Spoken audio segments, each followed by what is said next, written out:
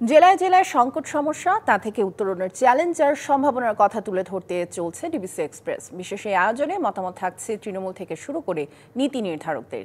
DBC express আজ সারাদিন আছে গাজীপুর জেলায়।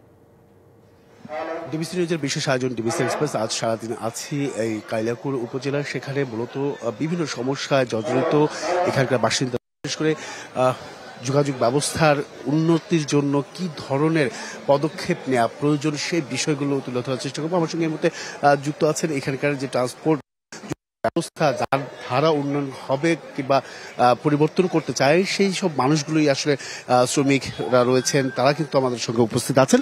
শুরুতে একটু জানিয়ে রাখি, আপনাকে ডিবিসি এক্সপ্রেসের শুরুতে একটু জানাচ্ছিলাম যে ট্রান্সপোর্ট সেকশনে শ্রমিক বান্ধব করার জন্য কি কি করা প্রয়োজন, কি কি পদক্ষেপ হলে, কারণ শ্রমিকদের অনেক ধরনের দাবি দেওয়া থাকে, সেটা আসলে কতটা চ্যালেঞ্জ করতে হবে বা আগামী দিনগুলোতে এই শ্রমিক বান্ধব করার জন্য যোগাযোগ ব্যবস্থা কিভাবে সাজানো হতে পারে। ধন্যবাদ। অলওয়েজ এটা চ্যালেঞ্জিং জবের মধ্যে থাকে। কাজের যে আইন বা নিয়ম সেটা একমাত্র পরিবহনের ক্ষেত্রে সেটা পালন হয় না। একজন পরিবহন শ্রমিক 8 ঘন্টা পরিবর্তে যে 20 ঘন্টা বা 24 ঘন্টা বা 16 ঘন্টার সে কর্মরত থাকে, এটার বিনিময়ে কিন্তু সে কোনো প্রকার ওভার টাইমও পায় না। তাদের কর্মে রাখার জন্য কি কি করণীয় দরকার তার সংশোধনী প্রস্তাব আমরা দিয়েছি যোগাযোগ মন্ত্রণালয়ে। পরিবেশ বান্ধব করার কথা বলছেন, সেটা না হলে কি সড়ক দুর্ঘটনা বেড়ে যায় কিনা বা বেড়ে যাওয়ার সম্ভাবনা রয়েছে কিনা? পরিবেশ বান্ধবের সঙ্গে সড়ক দুর্ঘটনার কোনো সম্পর্ক নাই। একটা চালক 8 ঘন্টা কাজের বিনিময়ে সে 18 ঘন্টা পরিশ্রম করছেন, সে তার শরীরে শারীরিকভাবে সে সে সময়টা যদি আসলে বাস চালায় বা গাড়ি চালায়, সেক্ষেত্রে কিন্তু দুর্ঘটনার কবলে একটা সম্ভাবনা থাকে। এটাই আমাদের বক্তব্য যে একজন চালক, একজন শ্রমিক, সে তো গাড়িতে কর্মরত থাকতে থাকতে একটা ক্লান্তিতে চলে আসে। এই ক্লান্তি দূর করার জন্যই একজন চালক চট্টগ্রাম থেকে রওনা দিল, সে যাবে দিনাজপুর।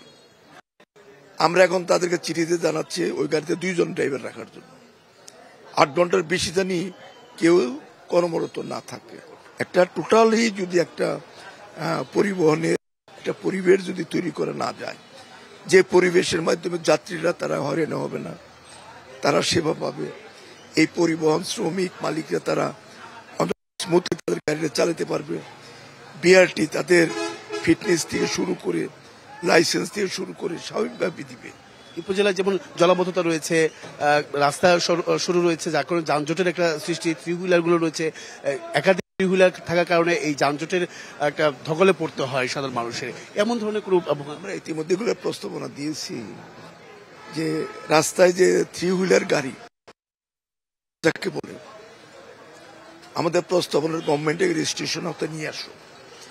রেজিস্ট্রেশন আওতায় নিয়ে আসলে একদিকে যেমন গভর্নমেন্টের রাজস্ব বৃদ্ধি পাবে, আরেকদিকে কিন্তু জনদুর্ভোগটা কমে আসবে।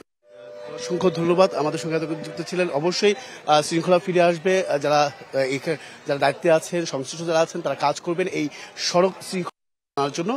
আর পরবর্তী সংবাদ রাত 9টায় থাকছে এই সমস্যা জর্জরিত যারা আছেন তাদের যে সমাধানের উত্তরণে নীতি নির্ধারকরা কি ভাবছেন, কি বলছেন, সেসব বিষয় তুলে ধরার চেষ্টা করবো। সঙ্গে থাকুন ডিবিসি এক্সপ্রেসে।